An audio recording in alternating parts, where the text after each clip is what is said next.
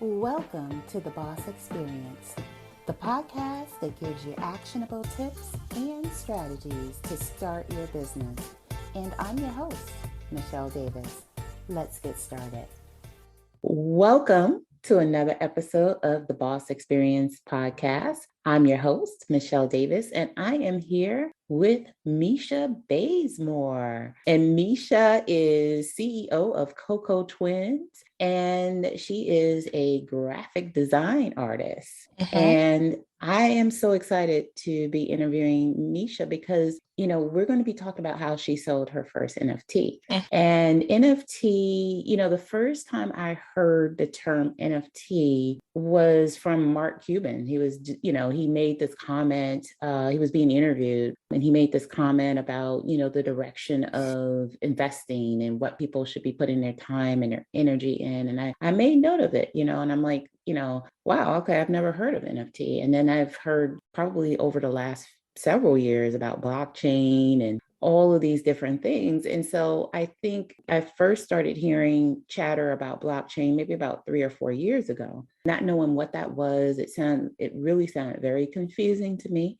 So I kind of stayed out of it. But now I think in 2021 is when everyone's talking about NFTs, blockchain, and digital real estate, and people are selling pieces of real estate and NFTs for a lot of money. And we're hearing about celebrities getting into it. So definitely when I came across Mesha, I was like, how did you do it? She was talking about how she sold her first NFT. It sounds like she actually had no knowledge of what an NFT was, and she self-educated about what it is and actually sold her first piece. But before we get into how she did it, Mesha, can you tell us a little bit about, who you are, what your background is, and say hi to the audience? Well, I've been drawing all of my life. One of the things that I wanted to do, and let me back up a little bit. Hi, everybody. My name is Jamesha Bazemore. I am the owner and illustrator for Coco Twins. Coco Twins is a digital art store that specializes in African American images. All right. And the way that it came to be was during a shopping trip for my 14-year-old twins, who at the time were 9, and they wanted school supplies with images on them that looked like them. And anybody that looks like us knows that that's not something you can find easily. You might see one Barbie that tries to show representation for brown people, but that's about it. So there was, we wanted to feel included. So instead of them getting upset, they trusted me with their ask. My background is in civil engineering design. I earned my certification as a civil engineer designer while on active duty in the Marine Corps. While in the Marine Corps, I ended up with 2 MOSs because one thing behind mindset that I like to teach people is sometimes failures are they're up, they take you up. So I ended up with Mesha, tell people what an MOS is. Okay, so an MOS is military occupational specialty. So it's your job in the military. And because I didn't do well on the rifle range the first time, and I associate that with trauma with growing up in Detroit, Michigan. So my whole thing with weapons, and I was really nervous around them. So I ended up failing boot camp. Long story short, 2 jobs. The corporal, which is someone with higher ranking than me, he tossed both jobs up in the air and said, whichever one hits the floor first, that's your job. Ended up getting civil engineering as my job, which put me in a space of learning how to create digital, this was in 93, hand-drawn blueprints. Wow. Before we started using programs like AutoCAD, which deals with DWGs and DXFs, which are what the Cricut and the Silhouette, the Cameo Silhouette, both machine uses those. So I started doing the digital art in 94, had the opportunity to help revitalize Detroit, Michigan. My name is actually the lead name for the designers for Ford Field, Comerica Park in Detroit, Michigan, Campus Marshes, and the Riverwalk. And I also helped in the design of Cass Tech High School in Detroit, Michigan, which is like the rivalry school that I went to in Detroit. I went to King High School. One of my experiences while at the high school was that I had to study Japanese. Ended up in Japan, my very first duty station, stuck in a train station for 3 days. And I had to use what I learned while I was there. All right. So that's where the whole ability and believing in myself, that's part of the journey. Getting through Marine Corps boot camp as an asthmatic. That's one thing that is like really, that blows people's minds, because they're like, you were never supposed to be allowed on active duty because you were a liability. But when it's for you, it's for you. That's all it is to it. Nothing can get in your way when it's for you. 2 different programs that you used in the military. I know I don't have any, I have no idea what they are. That's okay. That's okay. Yeah, so is that something that people still use, those programs that you were learning? Actually, the program that I use, the Silhouette and Cami, is called AutoCAD, but AutoCAD is a design software that works with applications like the Cricut and the Silhouette Cameo, which are the cutting machines that you'll find in Michael's. So that's how that all ties in together. So with me having knowledge of the programs and the software from way back before the internet was really something that people accepted. Just like the NFTs, people are like, the internet is not gonna last, it's a fad, so I actually experienced that on active duty, which is, being in the military and going through stuff like that is a little different when you're going through it in the civilian world. So from that, from the twins, I decided to start drawing. And I had a lot of fear with drawing, because I was told in high school that girls that looked like me didn't do well in the field of art. So I should just go ahead and pick a real job. Wow. A real job. So I actually had a full scholarship to go to a college in Detroit, but because of my environment and I just felt a pull, I joined the military. So basically ran away from home. Ended up in digital design, which has led me to digital illustration. And the name of my business is Coco Twins. And I offer digital art for the Cricut and the Cameo, the Silhouette. But most importantly, I am a Cricut contributor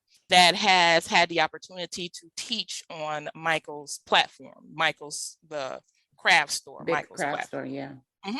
So the knowledge of art, the digital part of it, it didn't take much for me to understand what an NFT was. Before I posted my drawings on the NFT, I actually studied it. I actually had a mentor who published or who minted art and who also was able to sell art. So she helped me navigate the system. And then she also, because of me having been in the digital illustration space since 2016 and having been in the digital design space since 94, she talked to someone that's really big on one of the NFT sites, which is foundation.app. That's one of the NFT spaces that is by invite only, or you have to be voted into it. So it's not like OpenSea. So that one, you have to be invited into it. And she mentored me and helped me with the information that I needed to get my art minted and then to also put my pieces up for sale. Now, since I am an older person, because I am more close to 50,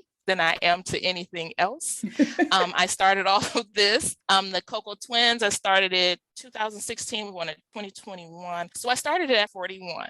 So a lot of people will say, I can't do this, that, or the other because I'm in my 40s. You can. Mm-hmm. Yep, I started at 45.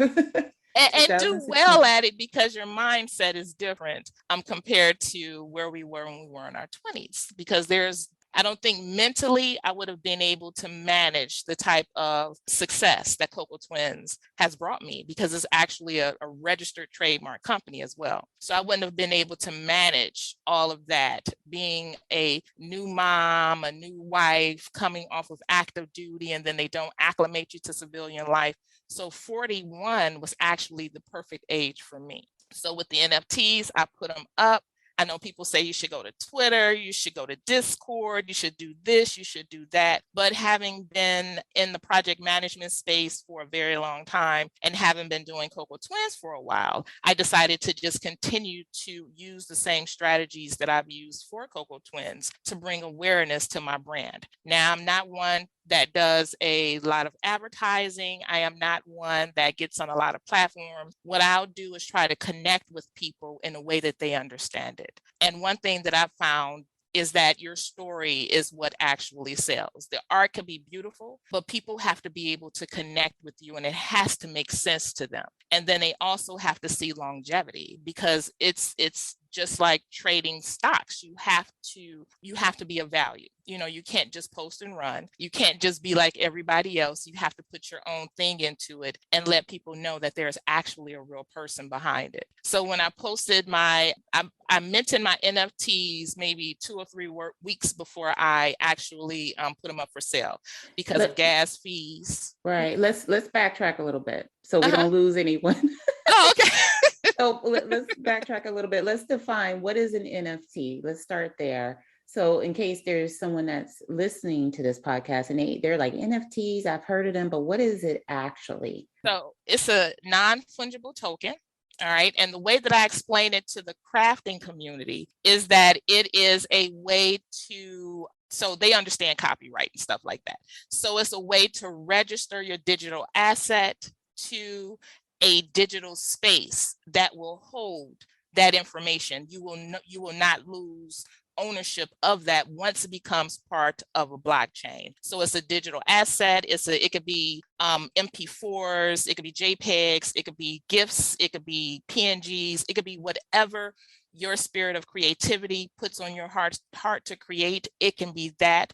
It's a digital asset that is connected to the blockchain, a digital source that holds space for your art.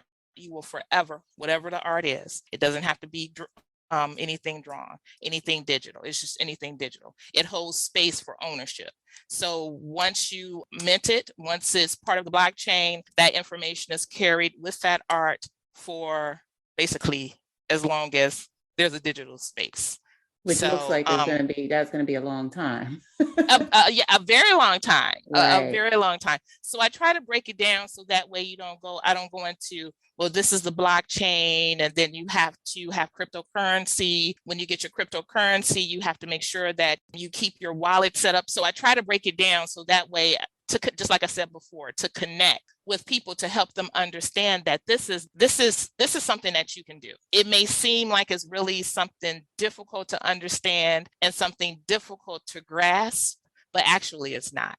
Especially when you have someone that'll break it down into basically very easy, consumable information in a way you can understand it. And being someone that's in my 40s, my mindset is a lot different than the younger generation where they grew up in the digital space. So in trying to understand NFTs, one thing that I ask people to consider doing is unlearning a few things. You have to unlearn it in order to allow space for that new thing to come into, because it doesn't make a difference if you like this digital space or not. It couldn't care less if you want to be a part of it or not. It is going to be a part of how we communicate and work and connect with each other. And NFTs, they're going to be used for more than just pretty things. Like once you get into the metaverse, people may use them to decorate spaces. You never know what they could be used for, because what I'm learning from talking to the different people that I talk to and being in the different spaces that I'm in is that it's really in its infancy right now. It's been around for a very long time, but not as many people talked about it up until recently.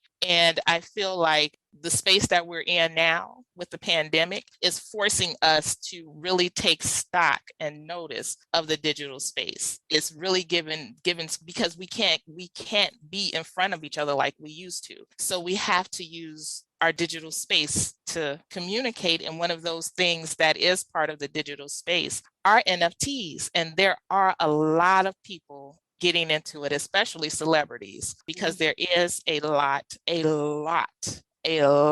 of money that is ridiculous amounts of money that are part of the NFTs. And, as long as you have a good guide, it's not very difficult to get into the space, mint, and sell. I was in it for the long run. I expected at least a year before anybody would even take notice. But when I posted, I went on ahead and used the same strategies that I used for Cocoa Twins, like I said before, and was just consistent with using SEO. And when I would use my SEO for like hashtag NFT, I would find the hashtag with the least amount of postings. because I knew that that was a niche right there that a lot of people will go directly to. So from there, I was able to gain followers, and I would gain at least 2 to 3 followers per day just from doing that, not being in Discord and not being on Twitter, but being in Instagram and on Facebook. And on my mother's birthday, December 5th, which was a couple of days before I posted the NFTs for sale, somebody purchased one. Now, mentorship was kind of a big factor in you being able to gain success to be able to sell your first NFT. Mm-hmm. So can you walk us through kind of like in a general sense, like, you first learned about it, just probably like everyone else, everyone was talking about this NFT, this digital space. We are trying to understand it. Maybe did you hop on YouTube? Did you take everything from your mentor? And what happened? You got invited to this, exclusive NFT auction, and that's where you found your success. So did I leave anything out? You're good.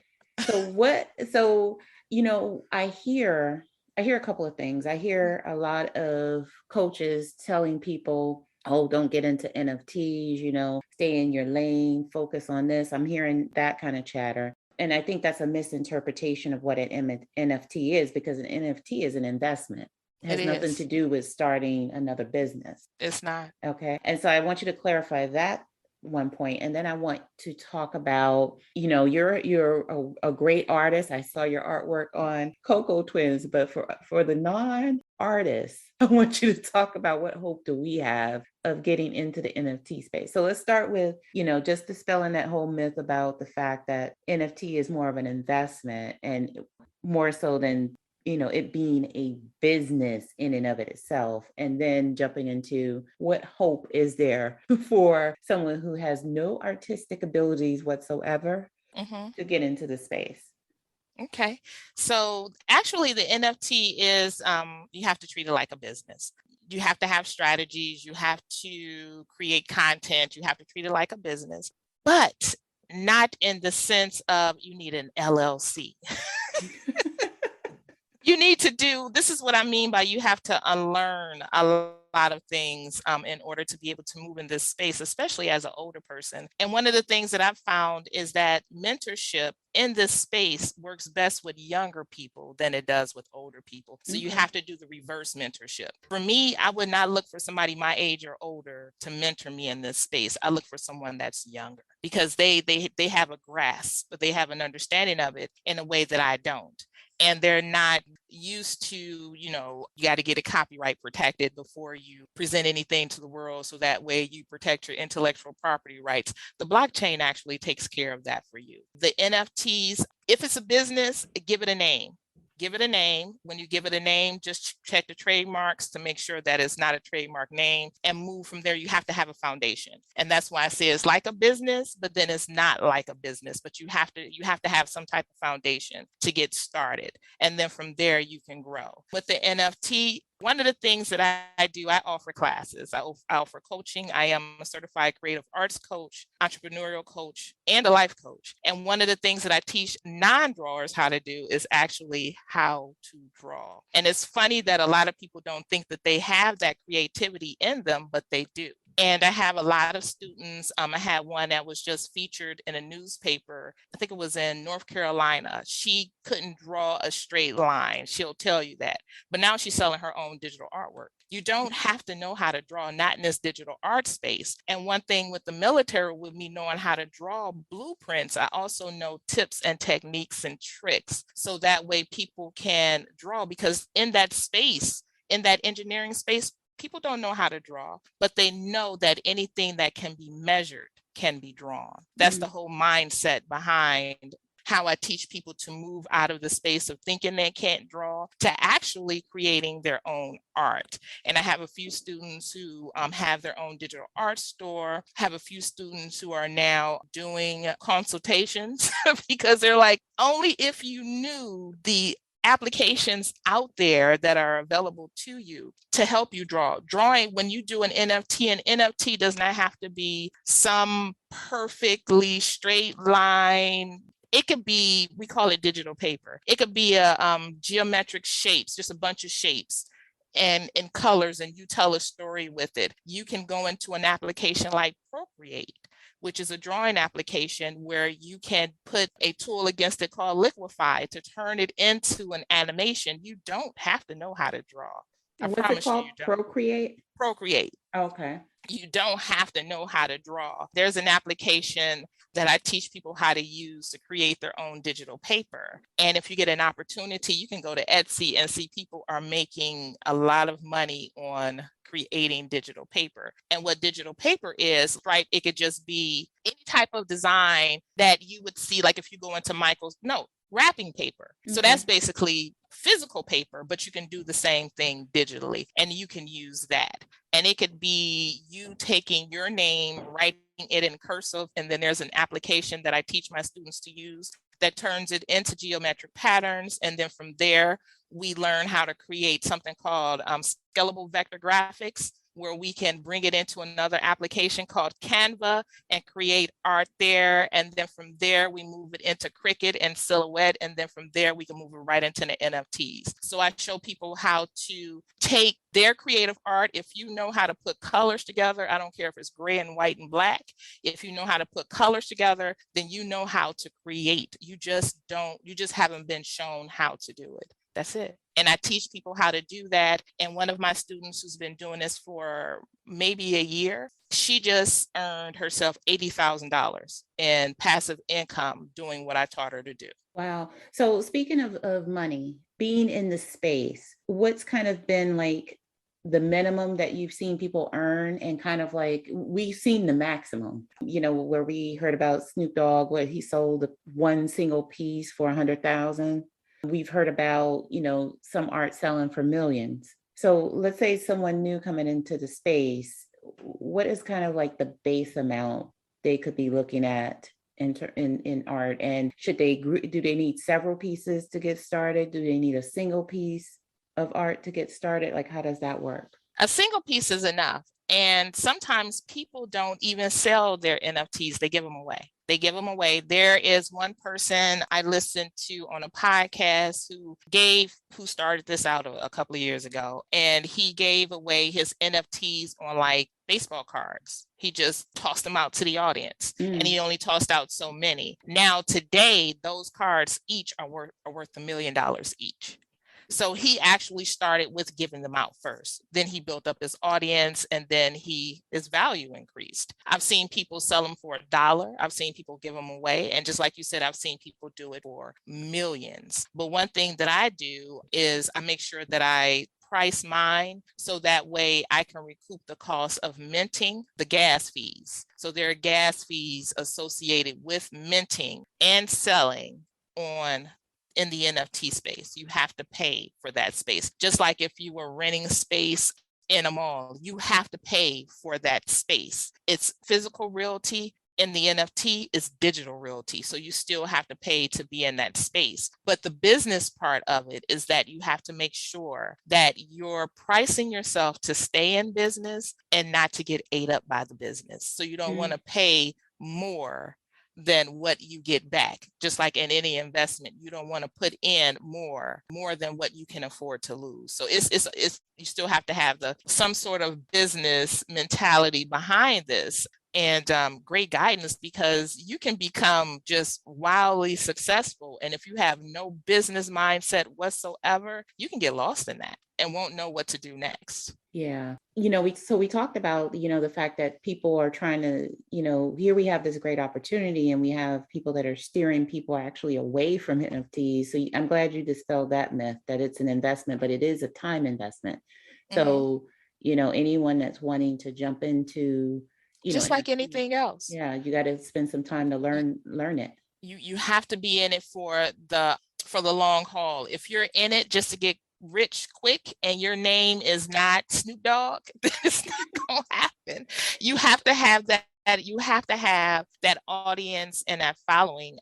There are one-offs where some people it what's for them, like we said in the beginning, is just for them, and it just happens. But for the most part, it doesn't happen for everybody. Not everybody will sell their art, but the one thing about it is when you do post on an NFT, it does give you the opportunity to put that down as one of your credentials, NFT artist. And it does say something about you in the space of digital art. You know, you're not only an artist that can create art for, you know, a typical space like on Etsy or, you know, the other Canva, but you know how to create art for the NFT space, which is a new space, which is like wildly popular right now, you know, so it makes a difference. Though when you run your credentials, it makes a difference when you say, I am actually an NFT artist that has minted art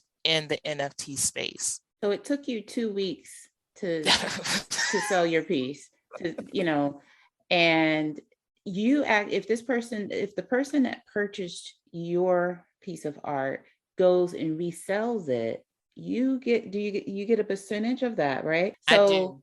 Yeah, so that is, you know, passive income at its best. And that is people call me the passive income, like, because that is my thing. I teach people how to create several, you know, I'm up to maybe 40 or 50 different ways you can turn your digital art, even if you can't draw, into a stream of passive income where you actually make money in your sleep, not change. And that's something that I do with Cocoa Twins. And having been in the industry for so long, with being a project manager and watching how things move and being at the table with people, when I get around people who have a mindset of believing they can't, it's just something that I can't connect with. And if they give me an opportunity to share my story, then sometimes it triggers something in other people like, oh my God, you know, she doesn't look like the typical person that would be an NFT artist, because, you know, the market is more one way than it is, you know, you looking at me. There are not a lot of us that are in the NFT art space. And that is so true. So what would you say to the entrepreneur, you know, because anybody that's been an entrepreneur, you've had graphic design work done for you. You know, maybe people have hit up, you know, Fiverr or these other platforms, and they've had work done for them. And they may be thinking, well, can I turn that into an NFT? Absolutely. Because I actually sell my art. I call it, this is something that I put together from being in the engineering field and doing the back and forth with working with somebody has an idea, getting the idea out of their head, getting it onto paper, going out to the field, taking measurements, making sure what they want works, you know, the whole back and forth. I know it takes time, and time is money. So one of the things that came out of my experience in the engineering field that I put into the digital illustration space is creating art called copyright release art. So I'll watch trends, I'll watch what's going on, and I'll just draw art and I'll sell the rights to the art outright to the person. So whatever they choose to do with the art is totally up to them. So they don't have to go to Fiverr. They don't have to hire someone to do it for them. And then one thing that I'm moving into now is creating something called digital stamps, where when they purchase a copyright release image, they can take a class with me and learn how to add their own elements to it. So that way the art becomes their own. So people that purchase art outside of stuff that they've created for themselves, make sure that you know the person actually created it. I know stories about people who have used sites like Fiverr. There are some great stories on it, but there's still some bad stories on it. There's one artist I know, they stole her whole portfolio. And they, an illustrator, they're not Fiverr, but an illustrator that was on Fiverr, her portfolio, and sold it to somebody else. The person thought it was theirs. They sent the artist a cease and desist because they noticed that her art looked like theirs, and she had to tell them, it is mine. Someone took my art, and they've done it to me. Someone has taken my art and they've sold it. This image that I have on my shirt is an image that I created while training in engineering, because I wanted to show the engineers that anything that could be measured could be drawn, and how to use the mirroring tools and how to make everything aligned. So this image was actually created in the AutoCAD software that people have taken and used over and over and over again without my permission. And because she is copyright protected, I was able to do what I needed to do with that. But people will take art, say it's theirs, and sell it to somebody else. And then you'll end up in a situation where you didn't spend all of this money to have something created and then learn that it's actually stolen artworks. So there are questions that you need to ask a person. You want to see their portfolio. You want to see anything that they've done. You want to see how long they've been doing it. You want to ask around about, so if you do use somebody else, make sure it's somebody with a good reputation. Ask in these crafting groups, in the digital art groups, and because there's people that create NFTs. There are AI applications that will create the NFTs for you. You don't even have to draw them out. You just have to know how to read the terms of use for those. So you don't have to know how to draw. You can learn how to draw. You can hire somebody else to do this for you, but you have to understand, here's the business part of it. You have to understand intellectual property rights and ownership. Well, that was a mind full of information, Mesha. It's crazy, but I think the one thing that people will get from listening to this episode is, there's opportunity, but you need to learn, how to get into the business. It's nothing you want to jump into head first. No, they can get into it. They're going to have to learn how to stay in it. Anybody can get into it. You have to learn how to stay in it for the long run, because if you're not one of those one-offs where you become successful overnight, it's going to take some time, and it's going to take some mindset work, and it's going to take some believing and being patient and knowing how to rest in a space of nothing happening. And you're going to have to get in front of people. You're going to have to create content. And one thing that I tell my students is, and this Marine Corps, I'm just going to say it the way that I said, some of us have the audacity to believe just because we put something out there that we deserve the rights to people. We deserve to have people purchase it from us. The audacity is so big that we'll place ourselves on a pedestal. And when we don't get a sale, then we beat ourselves up, or we'll beat up the market and the consumers. But we don't put anything behind it. We don't put any content behind it. We don't let people know it's there. But we have this expectation, just because I created an NFT, just because I created an Etsy store, I deserve to have people come and look at my work. And the truth is, you don't. You have to do the work. You have to do the work. And just listening to you and being the mother of a teenager, I'm like, my daughter needs to get into this, because I think this is the direction we're going as moms. I mean, and I'm probably, I don't want to speak for you, but you're seeing the opportunity of the future for your kids. Anytime I hear about any of this stuff, I'm like, this is crazy, because I'm just looking at it and I'm like, there's so much opportunity out there, because I think you don't. One of my kids is actually doing what I do. One of them is actually doing what I do. He's my nephew. At 14. No, he just turned 21, but he started his business when he was 19. And the name of his business is EJE Selects. And he is an artist that he didn't think he could draw either. And you taught him how to draw? No, I didn't teach him. I taught him. I gave him some tips and some techniques, and then he created his own style. And one of the things that I did for him this year was I showed him where he started and where he is now. And he's like, oh my God, TT, I cannot believe I did that. And I do that with a lot of my students. Look at where you were to look at where you have to build practice. That's what that business mindset comes in from too. If you want to have an NFT, great, create an NFT. But if you want to have an even better NFT, continue to create and create and create. Even when no one is purchasing from you, even when nobody is following you, even when you don't think anybody is watching, still continue to create. So my nephew, he will be, because I did sell art on the foundation, I do have invites. So he's one of the people that can that I'll give an invite to who can get an automatic seat onto the foundation to start his NFT journey. And I'm also doing that. I have two 14-year-olds, and I'm also doing that with these guys.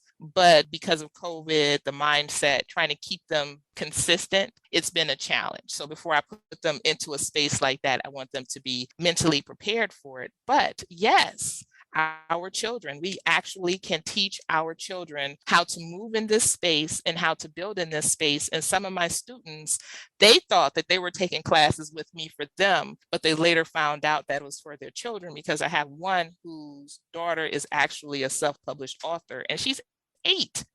What? She's 8. Yeah. So I think we're just moving into a whole nother playing field for our kids. And we, so everything as entrepreneurs, everything that we're seeing out there, you're thinking about, wow, this is something for my kids as well. So Mesha, any last words as we close out this episode? Trust the gift in you. The one thing that we've all been gifted with, it looks different, but we all been gifted with creativity. Sometimes you have to, you travel back in time a little bit and look at the things you used to like to do, but were conditioned to believe that they weren't a way to earn a living. That's one thing that I've learned too, that a lot of people would tell people from my generation that you couldn't do this, that, or the other because it's not something that you can sustain your lifestyle. That's not a real job. I didn't want to say it. Yeah, it's not a real job. But because of COVID and my job deciding to basically shake me loose from my contract, because I was working at a university here in Maryland as a design coordinator. And because of health issues, I had to take a step back and go contract. And I asked to work from home. And my supervisor was like, I don't believe people work when they're at home.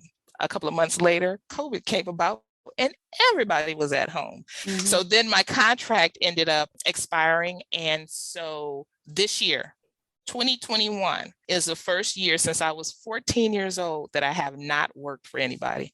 And congratulations to you. Because I know you're looking at, this is it, especially as you're looking at how much time and effort you put into working for someone else. And now it's time to take care of you and your future and your kids. Yep. And everything we were taught is not fact. It's not fact. It's not.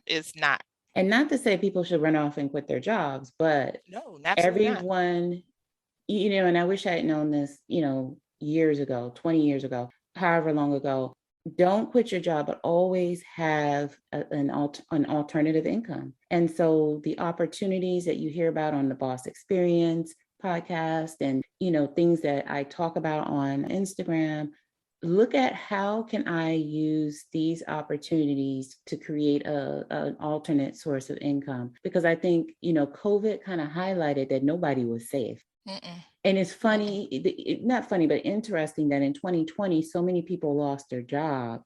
And in 2021, so many people walked off their jobs. Yep. Yeah. Yeah. So I think in 2020, the job loss allowed people to reimagine how their lives should be. Mm-hmm.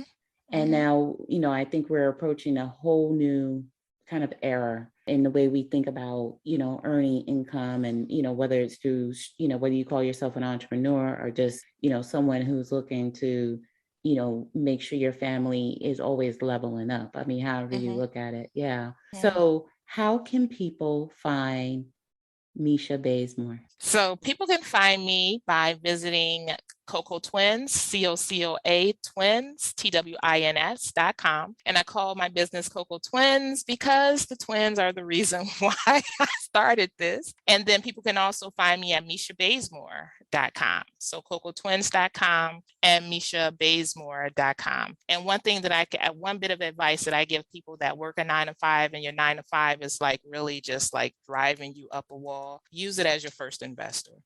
Mm-hmm. Use it as your first investor. It can be the first investor where you have access to the internet like you don't have at home. And during your breaks, they allow you to use the internet, go on the internet and learn a new skill while you're on the job. If they allow you to take breaks and use the internet, it could be your very first investor, and that's one thing that I learned very early on when I was studying what's called VWise, Veterans Wise, where they brought us all together to teach us how to shift our mindsets away from being upset about being on a 9 to 5 and into actually being grateful for being on a 9 to 5 and how to use that to elevate ourselves and our business. Great advice. Well, I want to thank you so much, Mesha, for being a part of the Boss Experience podcast. I want to thank the audience for joining us in learning about NFTs from Mesha. What a wealth of information she is. And it is really, truly amazing. And I thank you for taking the time out today to be a part of my podcast. Absolutely. Thank you for the invite. Thank you so much. Oh, thank you. And I'll see you in the next episode. Thank you for listening to the Boss Experience podcast. Don't forget to subscribe, leave a review, and watch my next episode. Take care and be well.